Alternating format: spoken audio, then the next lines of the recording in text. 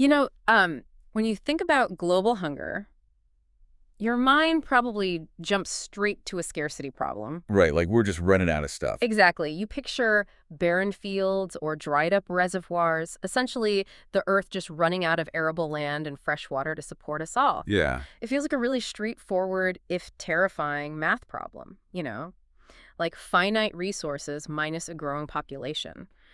We're constantly told that to feed 10 billion people, we just need another whole continent's worth of farmland. Exactly. It's the classic Malthusian trap. Yeah. We assume we simply do not have enough physical space or water left to grow what we need, and that humanity is just hurtling toward this permanent agricultural deficit. Right. We treat the constraints of traditional farming as if they are the absolute limits of nature. But what if that entire assumption is wrong? Like, what if the problem of global hunger isn't about running out of land or water at all? What if instead it is just a massive, colossal failure in geometric design and nutrient density?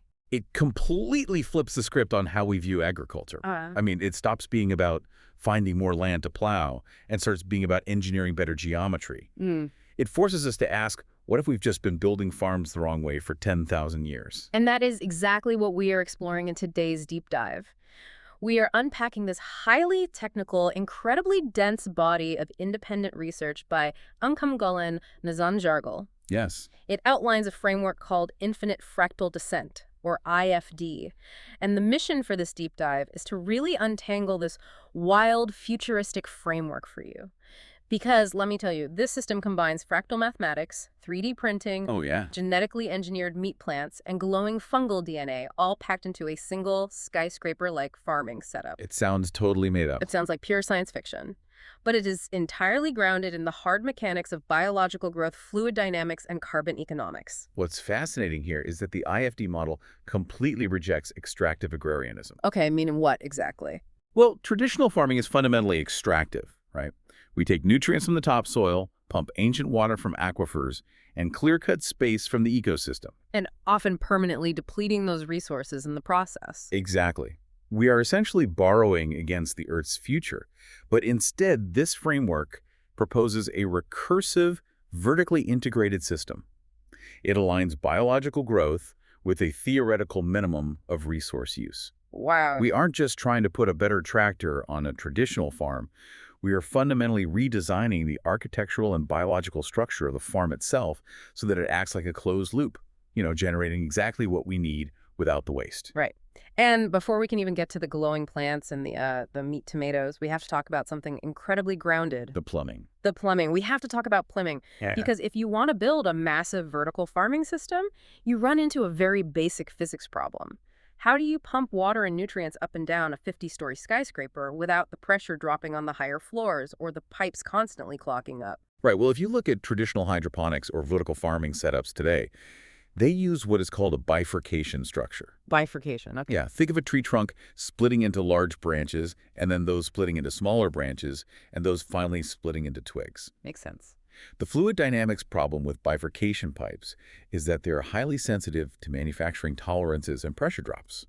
A tiny imperfection in a joint, or like a slight buildup of calcium and nutrient salts, and suddenly a port is blocked. Oh, I see. The flow rate becomes completely uneven. So plants on one side of the tier drown, while plants on the other side dry out. In a massive facility, a really small pressure drop at the bottom means the top floor gets absolutely nothing. Okay, let's unpack this. Because the IFD solution to this plumbing problem is where the fractal math comes in. Yes, the fractals. Instead of those tree branch splitting pipes, the system relies on consecutive, nested Hilbert curve geometries. Which is a mouthful. It is. But if you picture the classic video game snake, where the line perfectly folds and packs itself into a box, winding around and filling every single empty space without ever crossing itself, that is kind of what a Hilbert curve looks like. It is a continuous space-filling line that just snakes back and forth endlessly. That is a perfect visual. Because it is a consecutive, continuous path rather than a series of branching splits, the fluid dynamics change entirely. The manifold maintains constant pressure and constant nutrient density across every single vertical tier. So no dead ends? No dead ends, no pressure drops. The framework actually provides the exact mathematical equation determining the filling area and the flow rate based on the fractal decomposition level. And looking at that math, it calculates flow, which is represented by D as equal to 0.5 multiplied by the sum from I equals 1 to n of 3 to the power of I minus 1. Right. But, like, in plain English, what that formula represents physically is brilliant. For every single time that pipe folds back on itself in the manifold, the system calculates the exact fractional drop in pressure and narrows the flow channel just enough to automatically compensate. It is perfectly balanced fluid dynamics. Yeah. And the result of that incredibly precise math is staggering. It ensures that the non-uniformity of the nutrient flow across all the tiers is virtually non-existent, like under 3%. Wait, really? Under 3% variance? Under 3% across all tiers. That means every single plant, whether it is on the first floor or the 50th floor, gets the exact same cocktail of water and nutrients. Okay. In commercial agriculture, that level of precision at scale is essentially unheard of. But to build these complex, continuous Hilbert curve manifolds, I mean, you can't just buy standard PVC pipes at the hardware store. No, absolutely not. These nozzles have to be 3D printed using peak biocomposites, which are these heavy-duty industrial plastics designed to resist the chemical degradation from all those harsh nutrient salts. Yeah. And here is where I have to push back a little on the underlying logic. Sure, the continuous flow is mathematically perfect, but even at a 40% infill pattern, if we are building skyscraper farms to feed billions of people, we are talking about millions of tons of peak biocomposites. That's a lot of plastic. Right. So how is covering the Earth in high-tech plastic manifolds any better than traditional farming? Aren't we just trading a land problem for a massive plastic waste problem? It is a vital question to ask anytime we talk about scaling up synthetic materials. But when you look at the life cycle analysis and the structural data in the paper, the narrative really changes. First, as you mentioned, they use a 40% infill pattern for the Hilbert curves. Right. The internal structure isn't solid plastic. It's essentially a complex lattice.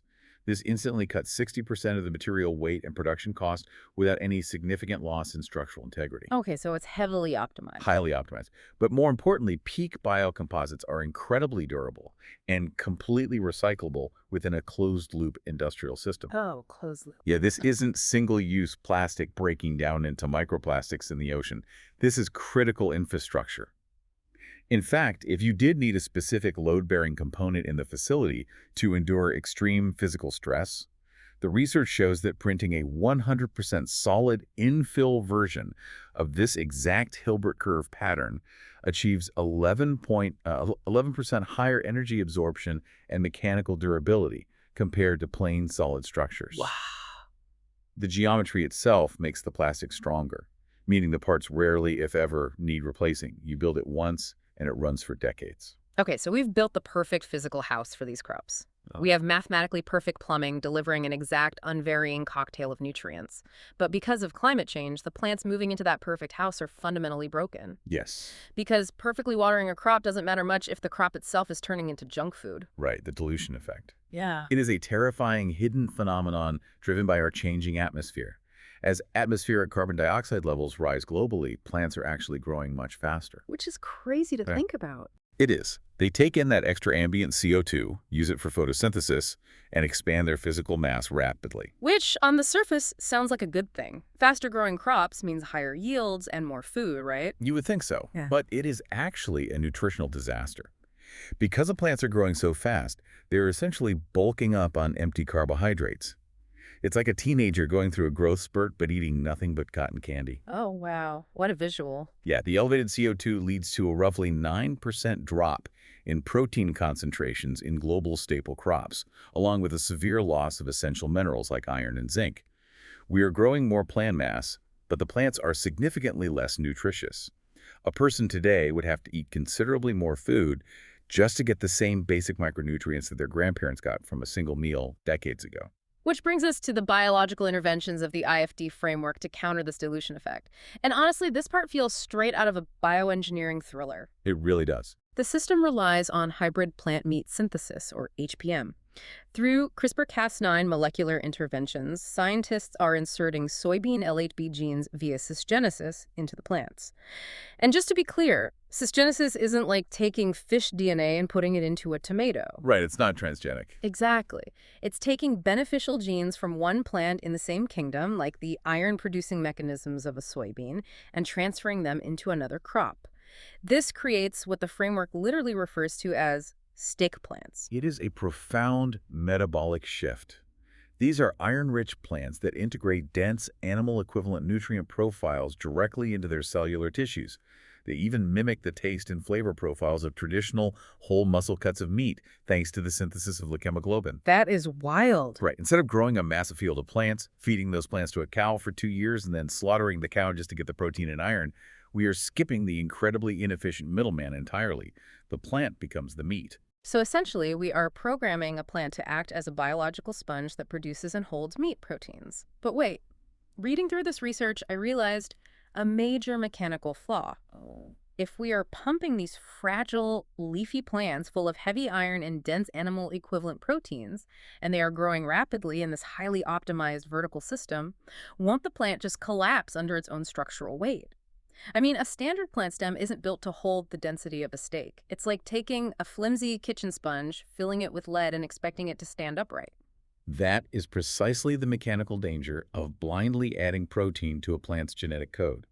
If the plant's scaffolding isn't reinforced, the stem buckles, the plant falls over, and the whole crop is lost. And this is where the metabolic balancing in the framework gets incredibly elegant. Okay. To prevent that collapse, they don't just add protein. They completely re-engineer the internal architecture of the plant starch. They target soluble starch synthase, or SSS, and GBSSI. Right, and they do this by mathematically altering the ratio of amylose to amylopectin inside the plant cells. Yeah. And what blew my mind is understanding how those two starches behave. Yeah. Amylopectin is highly branched and kind of fragile, whereas amylose forms tight, dense, linear spirals. By shifting the genetics, I think they mentioned mutations in SCIA and SEIA to produce way more amylose, the plant's internal cells act like dense microscopic wood or like steel rebar inside concrete rather than flimsy leaves. Precisely. Because GBSSI lacks a carbohydrate-binding module, it actually interacts with TAP-TST1 to regulate that long-chain glucan elongation. Oh. So in simpler terms, they are mathematically engineering the structural density of the plant starch so that it perfectly matches its new, heavier volumetric expansion. So cool. The scaffolding of the plant is genetically upgraded in tandem with its nutritional profile to physically support the dense meat-like protein matrix inside it. Every biological component is in perfect equilibrium. It is mind-blowing. We are talking about a plant that pastes like a steak, has the iron of a steak, and has had its internal starch skeleton genetically reinforced with biological rebar so it doesn't snap in half. Exactly. But imagine you are managing this facility. You have a 50-story skyscraper filled with mathematically perfect plumbing and dense genetically modified steak plants. How do you even know if a single plant on floor 47 is getting enough iron or if it's getting sick? You can't just walk through a massive vertical farm and look at every single leaf. Right. In traditional agriculture, monitoring is a massive bottleneck. You rely on soil sensors, which are intrusive, expensive to wire, and often inaccurate, or you rely on visual inspection by farmhands. Which takes forever. It takes forever, and usually, by the time a plant is visibly wilting or browning on the edges, the cellular damage is already done. The crop yield for that entire section is compromised, and you've wasted precious water and nutrients on a dying plant. Well, the IFD framework ditches those intrusive physical sensors entirely for something I can only describe as a glowing doctor. Yes, the fungal pathways. They use the fungal bioluminescence pathway, specifically improved variants called FBP3, which are 2 orders of magnitude brighter than original configurations. They are literally turning the plants themselves into the sensors. They utilize the crops as what the framework calls sentinel plants. They engineer a protease-responsive bioluminescence resonance energy transfer module into the plant's genetics. You can just call it a BRET module. Here's where it gets really interesting. Because under standard, healthy conditions, these sentinel plants emit a faint, stable yellow glow. It is essentially a biological check engine light. Exactly. If the plant gets stressed by poor nutrition, a drop in water pressure, or if it is attacked by a pathogen, the plant produces specific proteases as a defense mechanism. That BRET module detects those proteases instantly and triggers a spectral shift. The glow instantly shifts from yellow to a maximum intensity of exactly 505 nanometers, which falls squarely in the green spectrum. This raises an important question about how the logistics of modern farming actually operate. In this setup, you no longer need to wait for a plant to physically wilt. Low-cost AI optical cameras monitor the facility 24/7. Just watching the colors. Right. They don't need complex chemical sensors. They just need to watch the colors. The microsecond a plant experiences stress at a molecular level, the glow shifts to that 505 nanometer green spectrum. The AI imaging detects that specific light wavelengths instantly. It provides real-time, non-invasive diagnostics of the plant's health long before the human eye could ever detect a problem. And because it is all seamlessly connected to that perfect Hilbert curve plumbing manifold we talked about earlier, the AI can autonomously adjust the nutrient delivery to that specific section of the manifold before any physical damage even occurs.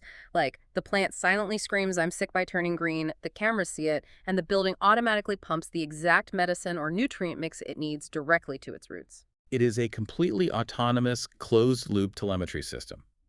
The biological feedback directs the mechanical hardware, and the mechanical hardware heals the biological organism. Yeah. Human intervention is almost entirely removed from the daily crop management loop. I love the elegance of it, but I have to pump the brakes here for a second. We have high-tech, 3D printed, peak composite manifolds.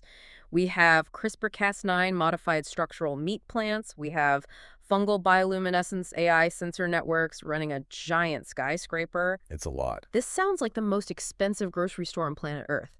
How does this actually solve global hunger if the technology is so hyper-advanced that nobody in the developing world could ever afford to eat the food it produces? That is the ultimate hurdle for any vertical farming technology today, and honestly, it's a very fair critique.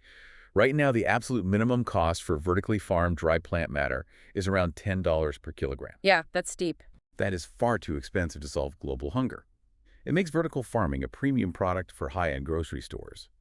But the IFD model solves this through a combination of extreme ecological design and leveraging high-level carbon economics. Ecologically, it brings costs down using a cascade system. Right, they don't treat every floor as an isolated farm. Exactly. The runoff water and residual nutrients from the top dono crops, like our heavy-feeding Heme tomatoes or state plants, isn't just flushed into a drain. It cascades down through the manifolds to irrigate the receiving crops on the lower tiers, like leafy greens and mycelium. Oh, nice. Those lower-tier crops require entirely different, lighter nutrient profiles, which happen to perfectly match the runoff from the top. This tiered approach optimizes the metabolism of the entire stack. When you actually run the numbers on this cascade system, it achieves a staggering theoretical water use efficiency of 730 grams of fresh crop weight per single liter of water used. Wow. Compare that to traditional farming, which might use hundreds of liters of water for that same yield. It is phenomenally efficient. But even with perfectly recycled cascade water, I mean, the hardware, the AI, the energy, it isn't free. Which is why the IFD model taps into the 2026 carbon market to completely cross-subsidize the cost of the food. So what does this all mean? Are we just building a lucrative carbon credit factory that happens to grow food as a byproduct? Because if the goal of this entire framework is global food sovereignty, focusing on carbon market trading feels like a massive distraction from actually feeding people. It might sound counterintuitive, but the carbon market is the financial engine that makes the food incredibly cheap or even free. The model relies on a recent transition in the carbon market from carbon avoidance, which is like paying a company not to cut down a forest, to engineered removals. In the 2026 carbon market, there is a massive flight to quality. Corporate buyers only want credits that definitively remove carbon from the atmosphere. Okay, I see where this is going. Because the IFD system is a technology-based removal, literally pulling ambient CO2 out of the air to build these massive, dense plant structures, and because it aligns strictly with the Integrity Council for the Voluntary Carbon Market's core carbon principles, its credits are categorized as top-tier, high-integrity assets. And high integrity means high payouts. Exactly. Due to extremely limited global supply and strong permanence of the capture, these engineered removal credits command premium prices, anywhere between $170 and over $500 per ton. The revenue generated from selling those carbon credits to corporations is systematically used to drive the cost of the food down from that $10 per kilogram premium price all the way down to basic agricultural commodity prices. And the engineering framework actually outlines the exact financial projections to prove this isn't just theory. They map out a 5-year timeline. In year 1, they project $60,000 in total revenue from the combined food and carbon sales, but the facility operates at a $5,000 net loss. This is the heavy CapEx phase, printing the peak hardware, setting up the manifolds, getting the AI online. But look at the trajectory once the system is fully operational. Hmm. By year 3, which is the milestone where they fully integrate those FBP3 bioluminescent diagnostics and stop losing crops to invisible stress, the revenue jumps to $96,000 and it hits a solid net profit of $52,000. And by year 5, the efficiency peaks. It generates $150,000 in total revenue, resulting in $120,000 in net profit, and the framework explicitly labels year 5 as the community food subsidy phase. That answers my pushback perfectly. It isn't just a carbon factory prioritizing corporate credits. The profits are explicitly mechanically designed to subsidize the food for the local community. The farm funds its own sovereignty. It completely flips the economics of agriculture on its head. Instead of fighting nature and the weather to extract a razor-thin profit margin from a depleted field, the system leverages high-value carbon capture to pay for all its own operational costs. That allows the actual physical food to essentially become a highly accessible, hyper-nutritious public good. Let's quickly recap the sheer scale of the journey we just went on for you. We started with a math equation for plumbing, folding pipes like a video game snake to keep water pressure perfectly even across 50 floors. Yep. We talked about genetically hacking a soybean gene into a plant to make it grow dense meat proteins, and then structurally altering its starch skeleton with biological rebar so it wouldn't collapse under its own weight. So it wouldn't break. Right. We made that plant glow green when it gets stressed, so an AI camera can automatically heal it. And we paid for the entire sci-fi setup by selling high-integrity carbon credits, using those profits to subsidize local, hyper-efficient food. If we connect this to the bigger picture, this isn't just about farming faster or better. It is a roadmap for civilizational survival. It proves that the dilution effect caused by climate change, the terrifying fact that our staple crops are actively losing their protein and minerals, can be out-engineered. It proves that global hunger is a geometric and biological design flaw, not an inevitability of nature.